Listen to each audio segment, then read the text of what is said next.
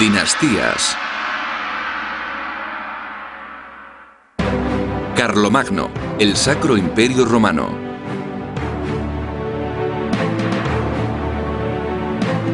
La coronación de Carlomagno como emperador en Roma el día de Navidad del año 800 supuso el clímax apropiado a los logros del más grande de los reyes medievales. Su nombre viene del latín Carolus Magnus o Carlos el Grande, y no cabe ninguna duda de lo merecido de su grandeza. Porque a finales del siglo VIII consiguió crear, al menos por poco tiempo, una Europa unificada, algo que los políticos y líderes militares han estado intentando desde entonces.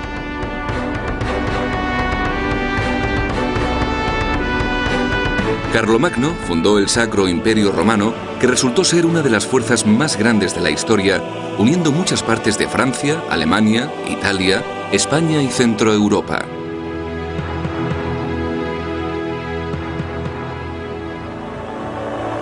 A pesar de su nombre, el imperio que creó tenía bastante poco que ver con el Imperio Romano, pero lo más importante fue que con su fundación, Carlomagno instauró un orden y una estabilidad política en Europa que no se habían logrado desde el final del Imperio Romano. Lo que hace que sea una figura tan significativa es que se trata de la conexión entre el mundo romano, las partes distantes y lejanas de la historia antigua, y el mundo moderno. Sin Carlomagno existiría un lapso enorme entre esos dos mundos, entre la antigüedad y el mundo moderno tal y como lo conocemos. Hay muchísimas cosas del mundo que nos rodea, que sabemos ahora, que no habrían podido saberse sin Carlomagno. Nuestro idioma, la forma y la naturaleza de Europa en ciertas zonas de Francia, de Italia, la forma en que se gobiernan quedó fijada en el periodo carolingio. Carlomagno fue la figura más importante de su época. Gobernó durante 46 años, desde el 768 hasta el año 814, y desde el primero hasta el último día de su reinado estuvo en guerra. Durante su reinado se sucedió una campaña militar tras otra, mientras expandía los límites de sus tierras desde un reino bastante pequeño en la región entre el Mosa y el Mosela, entre las fronteras de las actuales Francia, Alemania, Holanda y Bélgica, hasta constituir un gran imperio que se extendía desde el río Elba hasta el río Ebro y desde el Mar del Norte hasta Roma, uniendo en un solo supraestado prácticamente todas las tierras de Europa occidental. Estaba siempre en movimiento, y en una sociedad en la que no existían carreteras decentes, las distancias que cubrían eran enormes, 2000 kilómetros a pie y a caballo desde un extremo a otro de sus posesiones, a través de bosques y pantanos, grandes ríos y cordilleras. Tuvo un éxito increíble como gobernante medieval. Era un conquistador. Extendió los dominios bajo su control a más del doble de lo que había heredado de su padre. Para comprender la historia de Carlomagno y los logros, hay que ver cómo su voluntad en acrecentar las tierras bajo su gobierno iba indisolublemente ligada a la misión de extender la fe cristiana. Pensaba que era responsable personalmente del avance de la palabra de Dios. Cada pueblo y cada tribu que eran sometidas tenían que prestar juramento de fidelidad y convertirse al cristianismo. Pero en medio de toda esta guerra continua, creó centros de aprendizaje donde florecieron las artes de la paz, la arquitectura, la encuadernación de libros, la copia de manuscritos y la platería y orfebrería.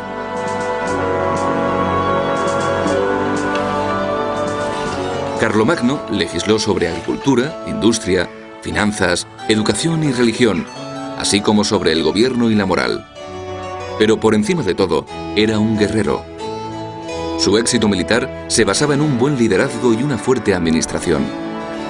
Sus logros fueron tan grandes que inspiraron una serie de conquistas militares que unificaron las tierras de Europa hasta el día de hoy, haciéndole acreedor del título Padre de Europa. Carlomagno tuvo un impacto enorme sobre el gobierno de Europa. Y los megalómanos que vinieron después y quisieron ser emperadores de Europa Trataron de tomar como modelo a quienes habían sido los arquitectos de Europa, y Carlomagno siempre les sirvió de inspiración. Habiendo adquirido más territorio que ningún otro monarca europeo de su época, se las arregló para mantener el control sobre él porque comprendió que los diferentes pueblos que se habían agrupado en una sola nación seguían perteneciendo a grupos étnicos distintos y permitió que cada grupo conservara sus propias leyes locales. Para que imperara la justicia, se aseguró de que todas esas leyes constaran por escrito y se cumplieran celosamente. Allí reside su gran significancia para el día de hoy. Hoy en día, reflexionamos sobre cómo van a vivir juntos los europeos en la Unión Europea. Se están probando varios modelos.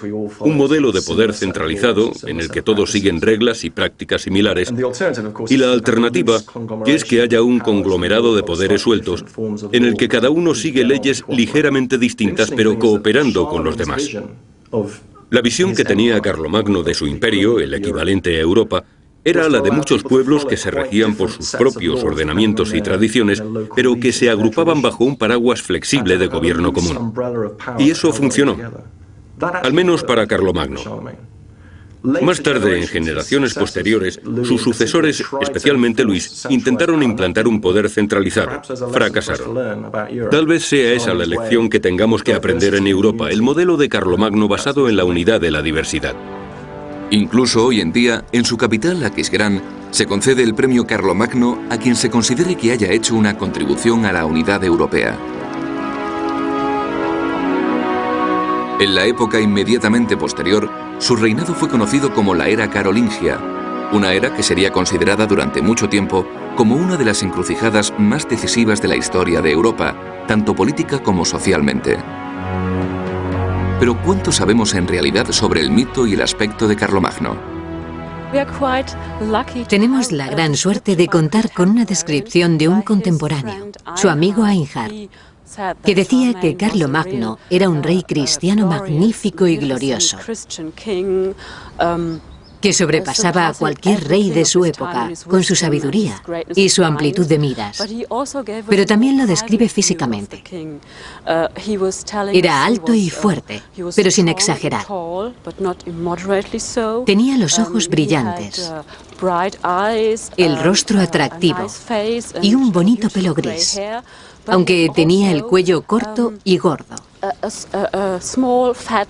la tripa abultada y la voz áspera. Einhard también decía que el rey se interesaba mucho por las ciencias y la antigüedad clásica y que atraía a su corte a mucha gente culta. Era un hombre muy familiar y muy sociable. Hay historias que cuentan que le gustaba dar enormes fiestas con cientos de familiares y cortesanos, todos juntos. Y a la vez era también violento, incluso brutal y muy cruel. Era capaz de recurrir a la barbarie y a la crueldad cuando era necesario. Pero al mismo tiempo podía mostrarse paternal. Hoy es un héroe nacional tanto en Francia como en Alemania, aunque no fuera ni francés ni alemán. Era franco. Pero para ser un dirigente que aspiraba a la mayor grandeza, Carlomagno tenía unos orígenes un poco oscuros. ¿De dónde venía? ¿Cómo emergió una figura tan importante de una maraña de tribus y reinos en la Europa del siglo VIII?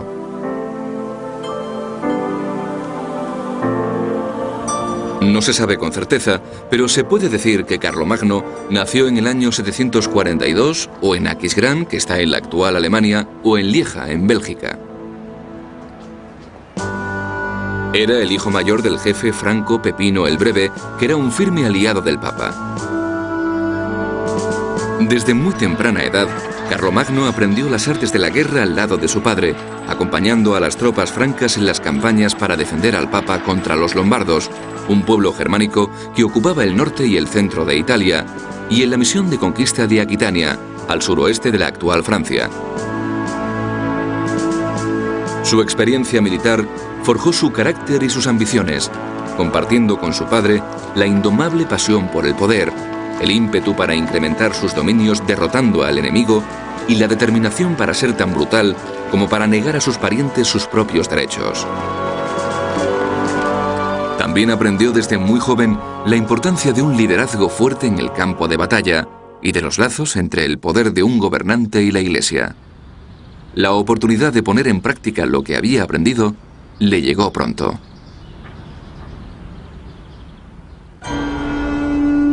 En el año 768, cuando Carlomagno tenía 26 años, su padre murió, y siguiendo la costumbre franca, el reino se dividió entre sus dos hijos. Pero enseguida surgió una fuerte rivalidad entre ambos hermanos. Empezó con una revuelta en Aquitania, que Carlomagno trató de sofocar con gran número de fuerzas. Invitó a su hermano a unirse a la campaña, pero pronto discutieron y Carlomán regresó a Borgoña, mientras Carlomagno continuaba solo la reconquista de Aquitania. El ejército franco se abrió paso hasta la región de Burdeos y construyó un enorme fuerte en Camp de Fonsac, a orillas del Dordoña. Carlomagno salió victorioso de esta primera campaña suya, convirtiéndose en el soberano indiscutible de Aquitania. Dividió el territorio en municipios, poniendo al frente a hombres del norte del río Loira que le eran muy fieles. Tras la reconquista de Aquitania, su madre, Bertrada, trató de reconciliar a los hermanos. Pero Carlomagno ya estaba demostrando su astucia política al hacer tratados con su primo, el duque Tassilo de Baviera, y con el rey lombardo Desiderio, soberanos cuyos dominios eran fronterizos con los de Carlomán.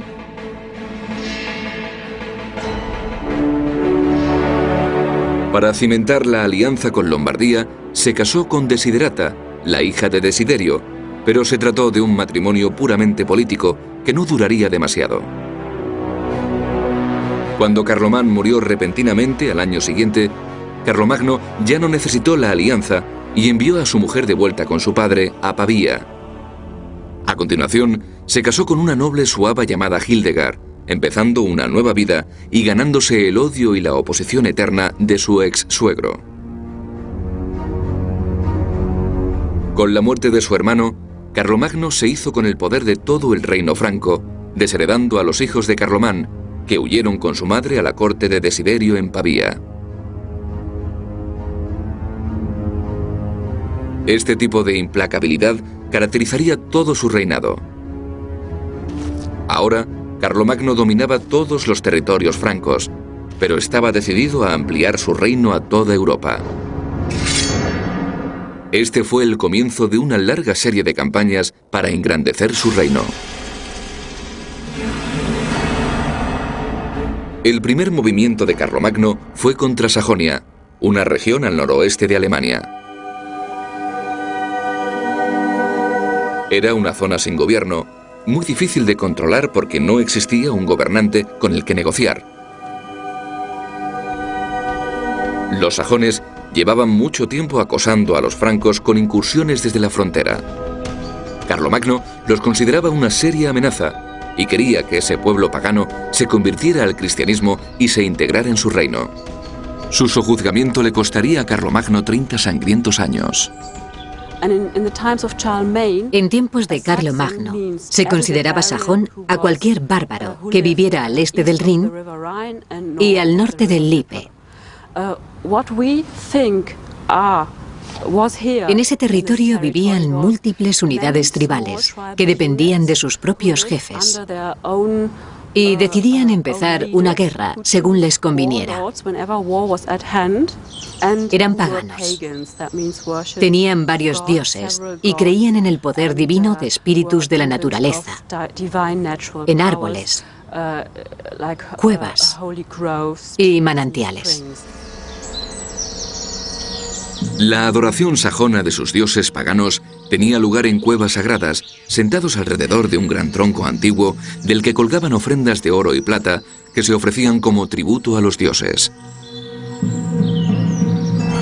El principal santuario religioso estaba cerca de Paderborn y era un centro mágico o espiritual para las dispersas tribus nómadas sajonas. En verano de 772, Carlomagno condujo un ejército hasta Baja Sajonia. Cuando llegó a Paderborn, destruyó el tronco sagrado.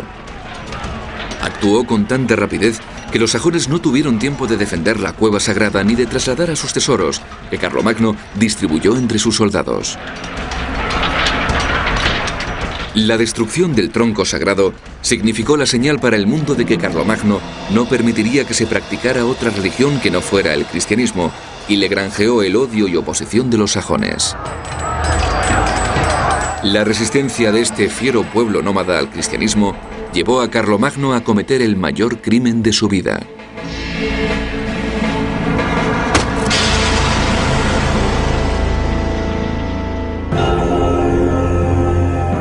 Pero primero tenía que atender otros asuntos en la otra punta de su reino. Al otro lado de los Alpes, el rey lombardo Desiderio había vuelto a atacar las recién reconquistadas tierras del Papa. Intentó obligar al Papa Adriano I a reconocer a los hijos de Carlomán como herederos del reino de su padre, que Carlomagno les había arrebatado. Como defensor del papado y de sus propios intereses, Carlomagno no podía quedarse quieto. Recondujo sus tropas hacia Italia en primavera de 773. A esas alturas, Carlomagno ya tenía una gran reputación como jefe militar. Una de las claves de su éxito era su capacidad para manejar a sus hombres y obtener lo mejor de ellos, recompensándoles con tierras, tesoros y cargos públicos. Los salarios regulares no existían, y el botín era la única forma de recompensa al final de una campaña victoriosa. Pero el botín no era la clave del éxito del ejército de Carlomagno. Hizo que el servicio militar fuera una condición para poseer propiedades, así que la moral del ejército se apoyaba en la defensa o la expansión de sus propias tierras. Todos los hombres libres tenían que presentarse con toda su impedimenta ante el capitán local cuando llamaban a las armas. Pero el factor crucial de su éxito fue una detallada planificación anticipada. En la época de Carlomagno, las guerras estaban determinadas por las estaciones y era la costumbre militar de los francos reunir el ejército en primavera, permaneciendo activos de 3 a 6 meses, así que tenían que llevar con ellos suministros para ese tiempo en víveres, armas, herramientas y rebaños de ganado. A las tropas les seguían largas caravanas de intendencia con comida, vino, ropa y equipos de repuesto. Creo que para ser un buen jefe militar en la Edad Media, tenías que ser un buen estratega, un experto en táctica y logística, pero sobre todo tenías que ser un individuo carismático. Alguien que está en contacto con sus tropas y que hace que se cumpla su voluntad por el poder de su personalidad. Carlomagno era un hombre sociable. No se mantenía aparte. No le interesaba un culto a su personalidad idealizada en un pedestal. No quería ser un desconocido distante, sobre todo con los aristócratas que le rodeaban. La nobleza estaba muy ligada a él, lo que le convertía en un general muy eficiente. Carlomagno intentaba dirigir más que luchar en la batalla, y sus estrategias eran desinhibidas y poco habituales. Su táctica favorita era dividir el ejército en 2 facciones. Una la mandaba él o su hijo, y la otra alguien en quien confiara como un noble experimentado. Tras confundir al enemigo, las 2 secciones se reagrupaban en el punto de ataque convenido y, combinando sus fuerzas, infligían una derrota aplastante al adversario.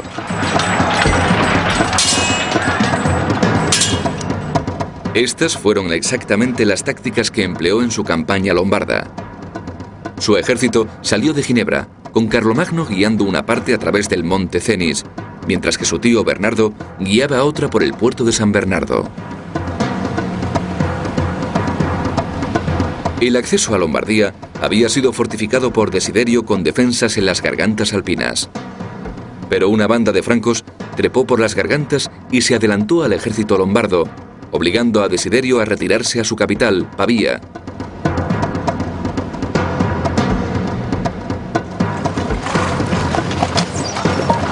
Carlomagno se sumó rápidamente a esta avanzadilla y puso sitio a Pavía.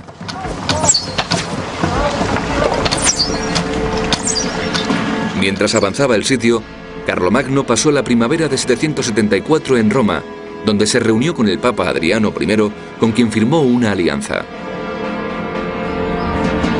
En verano de 774, Pavía se moría de hambre por el largo asedio, y Desiderio aceptó rendirse con la condición de que se les perdonara la vida a él y a sus hombres. Cuando Desiderio salió de las murallas, Carlomagno le concedió su petición. El rey lombardo partió al exilio y se hizo monje en una abadía, donde murió de viejo. De vuelta en sus tierras del norte, los sajones se habían sublevado contra el dominio franco, lo que se repetiría muchas veces antes de su sometimiento definitivo.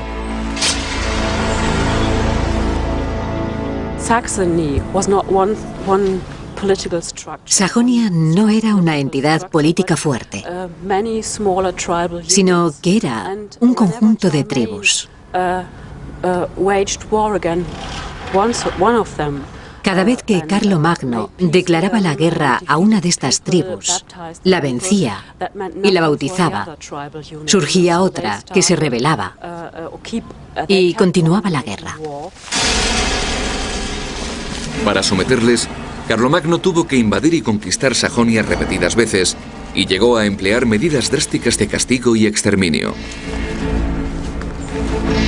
Trasplantó tribus enteras para hacer desaparecer cualquier sentido de identidad. Construyó ciudades, iglesias y castillos donde pudo, y envió grandes cantidades de misioneros impuestos por las armas. Se cogió como rehenes a los hijos de muchos jefes tribales, hombres jóvenes a los que se recluyó en monasterios francos. Carlomagno veía la campaña contra los sajones como una guerra santa. Creía que la espada abriría el camino a Cristo y que los paganos tenían que ser convertidos al dios romano, lo que le mantuvo muy ocupado, ya que los infieles rodeaban su reino. Al suroeste, su creciente imperio lindaba con los Pirineos, más allá de los cuales habitaba la mayor amenaza para su reino cristiano, los territorios moros de Al-Ándalus. Aunque los sajones no fueron totalmente sojuzgados hasta el año 777, Carlomagno desvió su atención hacia los moros. Los moros habían invadido España al principio del siglo VIII, trayendo con ellos el Islam. En la época de Carlomagno, Abderramán, emir de Córdoba, dominaba casi todo el país, pero había grupos entre los moros de España que no estaban contentos con la situación. Así que el año 777, Suleimán, gobernador de Barcelona, encabezó una embajada hasta donde Carlomagno celebraba una asamblea en Paderborn para impresionar a los recién derrotados sajones. Suleimán declaró que prefería pactar con Carlomagno que vivir bajo el gobierno de Abderramán, y prometió entregarle las ciudades que gobernaba y enviar a sus propios seguidores a capturar la gran fortaleza de Zaragoza.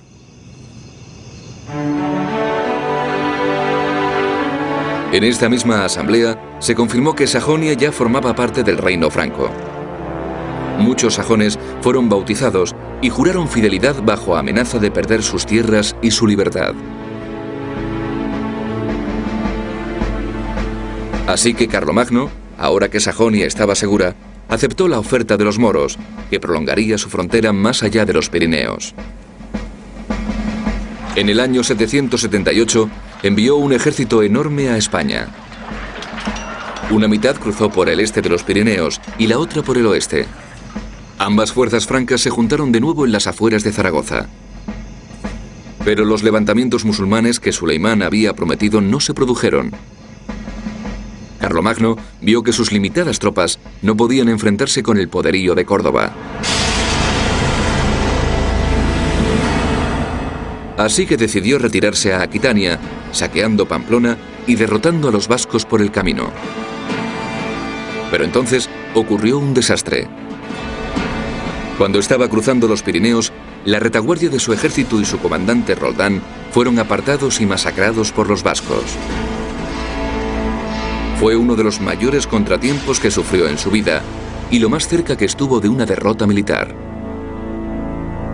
Él mismo nunca fue vencido.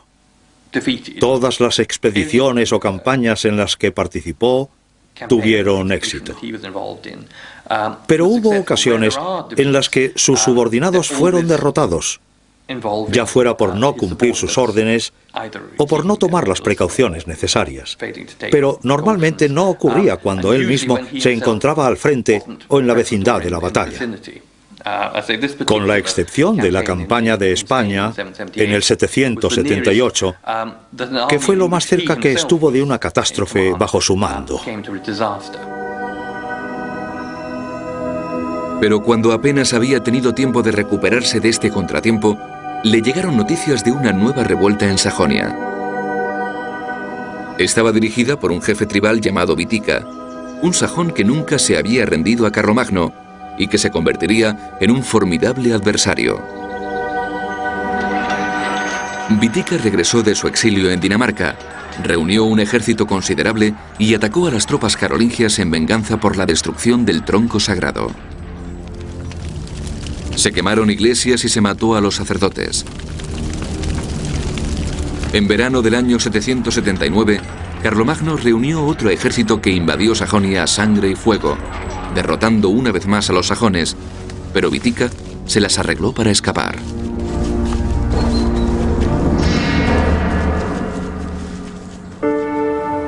Carlomagno reflexionó sobre cuál sería la mejor manera de mantener a los sajones bajo control. En la primavera de 780 convocó un consejo o dieta en la que desarrolló su plan para dominar Sajonia. Todo el país fue dividido en territorios de misiones bajo la instrucción religiosa de monjes francos. Se bautizó a muchos miles de paganos. Carlomagno era un monarca cristiano. Había recibido una educación cristiana. Era un cristiano bautizado y existía una tradición que decía que los reyes recibían su autoridad de Dios. Por lo tanto, la introducción del cristianismo en los nuevos territorios que conquistaba era totalmente necesaria. La religión jugaba un papel importante en la vida de Carlomagno, al menos cuando le convenía. A pesar de ser un hombre religioso, se mostraba bastante relajado en lo concerniente a moralidad sexual. Con 4 esposas y 5 amantes conocidas y al menos 18 hijos, de los cuales solo 8 eran legítimos, no se tomaba demasiado en serio el mandamiento de no desearás a la mujer del prójimo. Sus propias actividades explican que también mostrara una actitud comprensiva con los hijos ilegítimos de sus propias hijas. Carlomagno quería tanto a sus hijas que no las dejó casarse, porque decía que se quedarían muy solos sin ellas, así que les perdonaba a sus amantes e hijos secretos con tal de que no le abandonaran. Aunque era un hombre cálido y afectuoso con su familia y amigos, también podía ser implacable, especialmente en su celo por extender la cristiandad. Y en Sajonia, sus tácticas implacables parecían estar funcionando. Entre los años 780 y 782, Sajonia estuvo bajo control, incluso cuando él abandonaba el país. No se producían revueltas y los misioneros parecían estar teniendo mucho éxito. Se redactó un código de leyes sajonas que evitaba con firmeza el retorno al paganismo. Cualquier retorno a la vieja adoración pagana se castigaba con la muerte. Frecuentemente se les obligaba a prestar juramento. Pero mientras no fueran cristianos, esos juramentos no tenían ningún significado. Se les podía hacer jurar sobre la Biblia o sobre reliquias. Pero si no eran cristianos, no creían que recibirían ningún tipo de sanción por no respetar los juramentos. Por eso, desde un punto de vista práctico, era muy importante imponer una fe común para que los acuerdos que pactaban pudieran funcionar.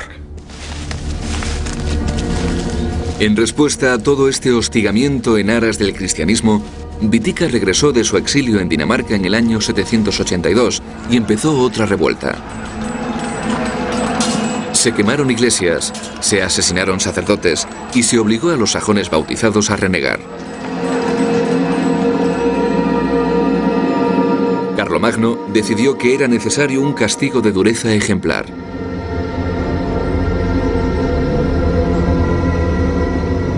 Por orden suya, le trajeron prisioneros a los jefes y guerreros más importantes. En total, unos 4.500 hombres fueron llevados a un campamento en Berna, junto al río Aare, donde Carlomagno ordenó que fueran todos decapitados.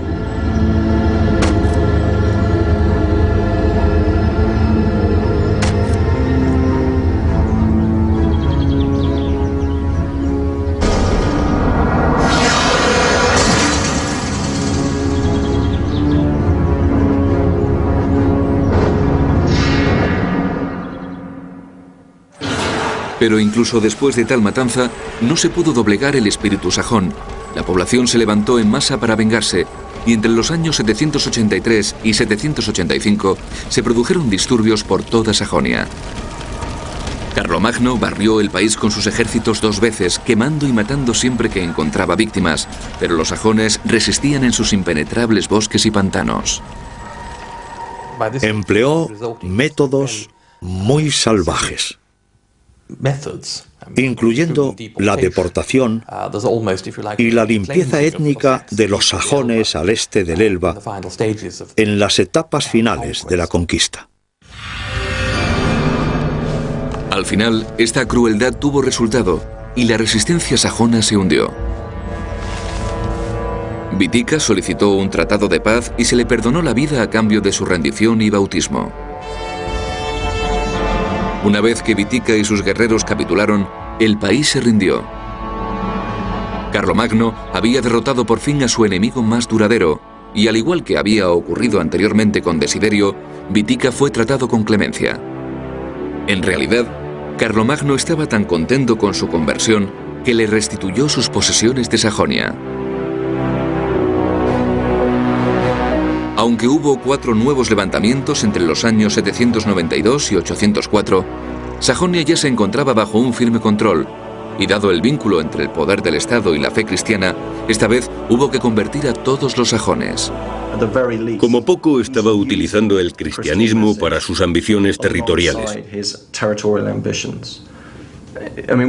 Uno de los aspectos más notables de Carlomagno que le hacen destacar en la historia es que creó una nueva visión de la monarquía. A partir de él, los reyes se convierten en lo que se llama sacros, un término técnico que dice que son figuras sagradas. No son solo figuras políticas y militares, sino que además juegan un papel en la Iglesia respecto a la propagación del cristianismo. Carlomagno estaba empeñado en presentarse a sí mismo como una figura sacra, sagrada, lo que implica que tiene la obligación de propagar el cristianismo por Europa con sus conquistas y supervisar a los obispos y el marco eclesiástico que le rodea. Eso entraña obligaciones, pero a la vez le aporta poder, porque esa sacralidad es su sello de autenticidad como rey. Con la rendición de Sajonia, la atención de Carlomagno se centró en Baviera, donde depuso a su primo Tassilo III. El duque, que se había rebelado varias veces, fue exiliado al monasterio de Juliet y Carlomagno pasó a dominar la última tribu alemana más allá del Rin.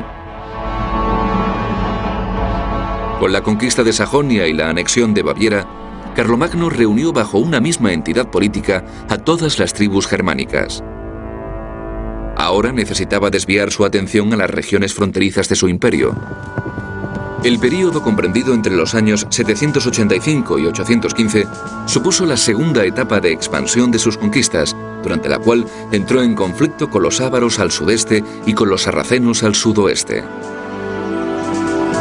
Los ávaros eran un pueblo nómada tártaro que ocupaban territorios en la frontera de Carlomagno junto al Danubio. En el año 788 invadieron Lombardía, y Carlomagno condujo un ejército a lo largo del Danubio para acabar con ellos. pero tuvo que regresar para ocuparse de otra revuelta sajona. Su hijo Pepino continuó con la campaña ávara.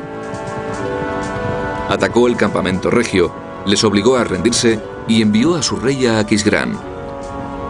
Carlomagno estaba en su magnífico nuevo palacio cuando llegó el tesoro ávaro, 15 carros llenos. Él y toda su corte se quedaron impresionados ante los enormes montones de monedas de oro, joyas, espadas y objetos de plata y oro. Y como los emperadores romanos, distribuyó el tesoro entre sus hombres, recompensando generosamente a todos los que le habían servido. Y Dios, que era quien mejor le había servido, se llevó la mayor parte. Pero las campañas de Carlomagno aún no habían terminado y el clímax de su reinado estaba por llegar. Ahora tenía más tiempo para quedarse en su corte, mientras enviaba a uno de sus hijos a la guerra. Las campañas contra los moros estuvieron dirigidas por otro de sus hijos, Luis, que fue hecho rey de Aquitania por su padre. Luis penetró profundamente en los territorios moros, y el califa omeya de Córdoba, Abd el-Hakim, temiendo no poder hacer frente al avance franco, intentó firmar un tratado con Carlomagno y le cedió los territorios a lo largo del lado español de los Pirineos. Estos territorios se convirtieron en la Marca Hispánica, que en años posteriores pasó a ser el Reino de Aragón, que actuó como importante barrera a la expansión árabe en Europa. A esas alturas, las campañas de Carlomagno llevaban durando más de un cuarto de siglo. Pero lo que capacitó para mantener todos los territorios que había conquistado y controlar su creciente imperio fue su habilidad como administrador. A lo largo de sus dominios, Carlomagno concedió vastas propiedades llamadas feudos a los nobles y jefes militares locales a cambio de su lealtad. Y otorgó a los aristócratas francos el título de condes o gobernadores de un distrito llamado condado. Los condados tenían su reflejo paralelo en la Iglesia y se llamaban diócesis, dirigidas por obispos que tenían una autoridad similar en materia de religión.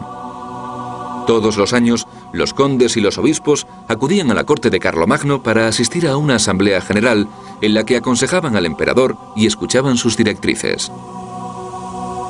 Carlomagno reorganizó también la economía de su imperio. Para impulsar el comercio, homogeneizó los peajes y tasas aduaneras, los pesos y las medidas. Construyó carreteras y puentes, e incluso emprendió la gran obra de ingeniería de excavar un canal entre el Rin y el Danubio. Llevó a cabo una reforma judicial y legal y ordenó la recopilación y codificación de las leyes de todas las tribus que había conquistado. Como administrador fue muy eficiente en comparación con sus predecesores.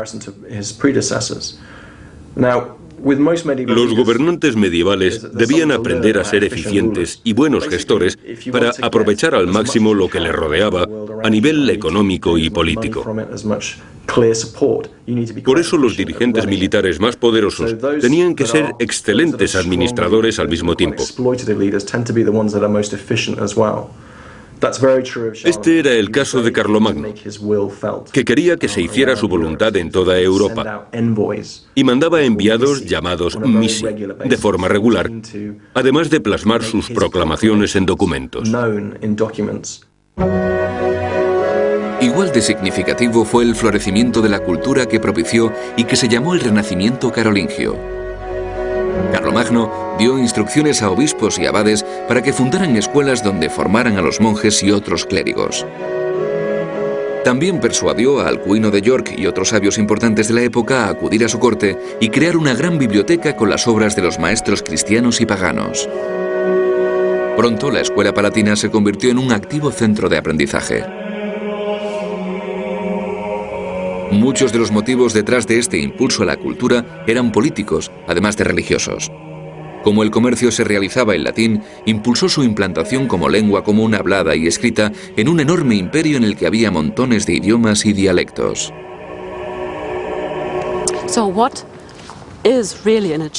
Un logro realmente importante de Carlomagno es que fue capaz de incorporar la cultura del antiguo mundo cristiano-romano a la cultura medieval.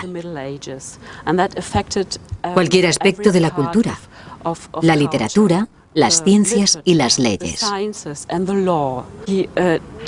Implantó reformas en todos los campos de la cultura y ese fue su mayor logro. El conocimiento era muy importante para Carlomagno y él mismo se convirtió en el estudiante más aplicado de todos. En una época en que el estudio estaba reservado a los monjes, fue un dirigente intelectual y teólogo, una figura que cambió la faz de Europa tanto política como culturalmente. Incluso en tiempos de guerra, continuó creando centros para el florecimiento de las artes, impulsando la arquitectura, la copia de manuscritos, la encuadernación de libros, la orfebrería y la platería, e instituyó reglas estrictas para maestros y alumnos. Quizá el mayor legado que ha llegado a nuestros días sea lo que se llama el Renacimiento carolingio. Tras la caída del Imperio Romano se había producido una franca decadencia del aprendizaje, de la filosofía y del conocimiento de los clásicos. El reinado de Carlomagno marcó un punto de inflexión en esta tendencia. Y aunque no propició un resurgimiento completo ni permanente de la enseñanza y la filosofía, sí significó un interés por la copia de manuscritos que hizo que la cultura clásica se transmitiera hasta la Baja Edad Media y el principio de la era moderna.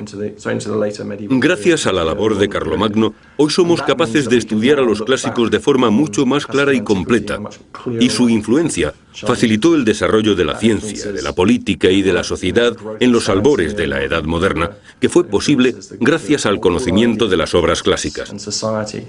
Sin Carlomagno, muchos de esos textos que nos han influido tan poderosamente no habrían llegado hasta nuestros días. Pero la única obra literaria de esa época que nos ha llegado es una biografía breve y sencilla de Carlomagno, escrita por su secretario Einhard. Einhard era un hombre polifacético. Fue leal estudiante y tesorero real de Carlomagno, quien le confió la supervisión e incluso el diseño de mucha de la arquitectura de su creativo reinado. Aunque hoy apenas se conservan, se construyeron palacios para el emperador en Ingelheim, Meiningen y Aquisgrán. Esto es todo lo que queda del palacio de Meiningen. Su residencia favorita era la de Aquisgrán, y en el año 794, tras 26 largos años de guerra casi constante, la fijó como sede principal de la corte. La elección se debió a razones estratégicas, pero también a la presencia de aguas medicinales. Su palacio estaba en lo que hoy ocupa el ayuntamiento del siglo XIV, y parte de él aún se conserva, representando el edificio municipal más antiguo del mundo que continúa en uso.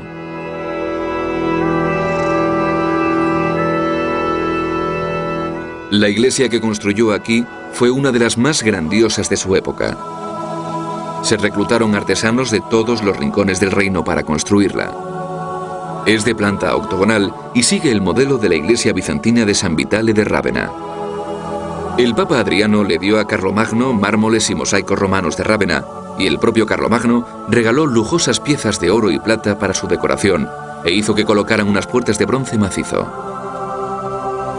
Fue esta devoción por la religión cristiana y su estrecha alianza con el Papa lo que condujo a Carlomagno a la cúspide de su reinado, su coronación como sacro emperador romano.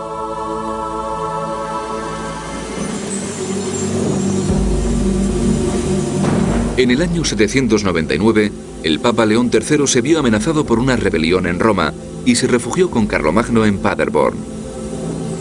Carlomagno hizo que le escoltaran de vuelta a Roma, y en noviembre del año 800 acudió él mismo allí, donde fue recibido con honores imperiales. Los enemigos de León III fueron hechos prisioneros o ejecutados, y tras un juramento ceremonial fue restaurado como papa. Durante la misa de Navidad en San Pedro, el Papa sacó repentinamente una corona de joyas y la colocó sobre la cabeza de Carlomagno, coronándole como emperador de Occidente. Carlomagno se mostró sorprendido por la coronación y declaró que no habría acudido a la iglesia si hubiera conocido los planes del Papa. ¿Pero se alegró de que le coronaran emperador? La pregunta clave. Existen varias versiones de lo que ocurrió. Algunas dicen que Carlomagno se encontraba allí durante la misa de Navidad del año 800 y que cuando se puso de pie durante la ceremonia, de repente le apareció una corona sobre la cabeza completamente por sorpresa. Esto es lo que cuentan las fuentes carolingias, de las personas que escribieron la historia como él quería. Mi propia idea es que fue cómplice de su coronación, que al menos sabía que iba a suceder, y se alegró de que le coronaran y de convertirse en emperador. El problema vino cuando se dio cuenta de lo que significaba esta coronación. Significaba dos cosas. La primera de ellas era que quedaba ligado muy estrechamente a la persona que le había hecho emperador, es decir, el Papa. Se convertía en su aliado permanente más fuerte y asumía esa responsabilidad. El segundo problema era que se dio cuenta de que al ser coronado por otra persona, se veía colocado en una posición de servidumbre. Dejaba de ser el hombre más poderoso del mundo, con poder político y espiritual, y pasaba a ser alguien nombrado por el Papa por debajo del Papa. La coronación del año 800 crearía enormes tensiones en los siglos venideros. ¿Quién tiene más poder, el emperador o el Papa?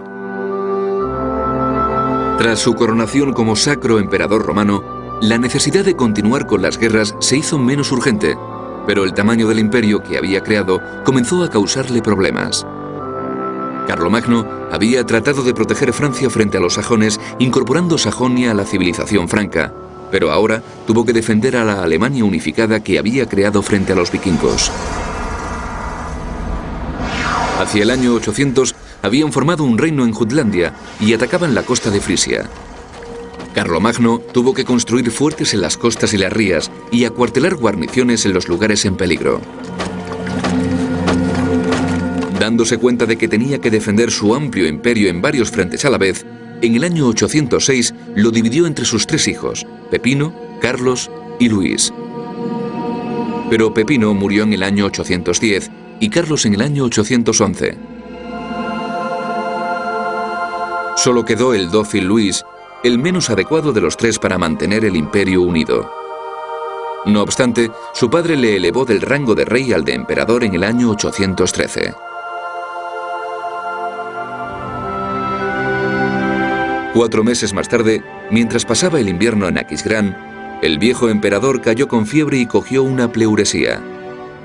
Intentó curarse bebiendo solo líquidos, pero después de 7 días falleció a la edad de 72 años, en el 47º año de su reinado.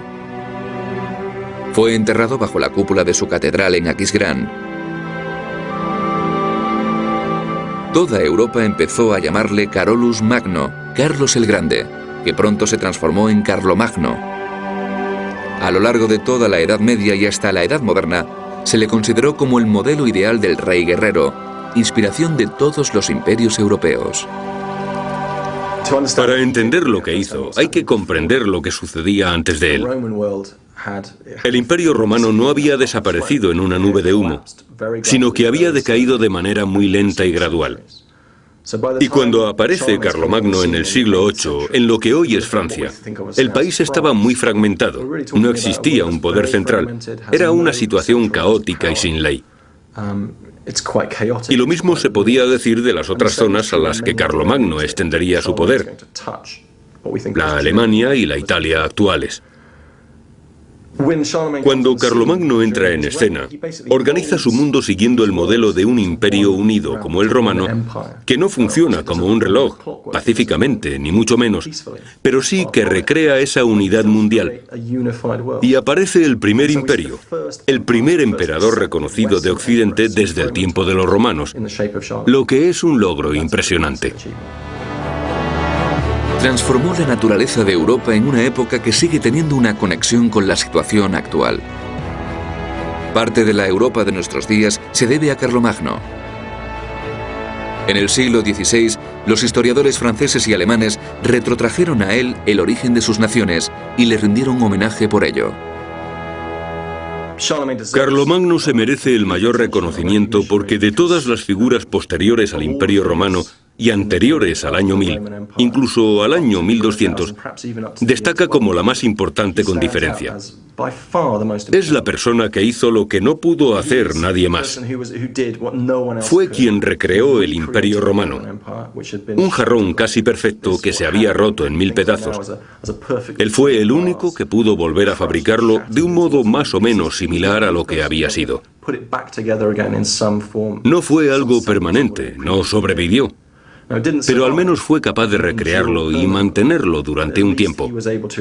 Y ese fue un logro del que nadie más fue capaz. El imperio que creó, uniendo todas las tierras cristianas de Europa occidental, implantando con firmeza el poder de la Iglesia, las conquistas que llevó a cabo, cimentaron el terreno sobre el que se desarrollaría una nueva entidad política, el Sacro Imperio Romano.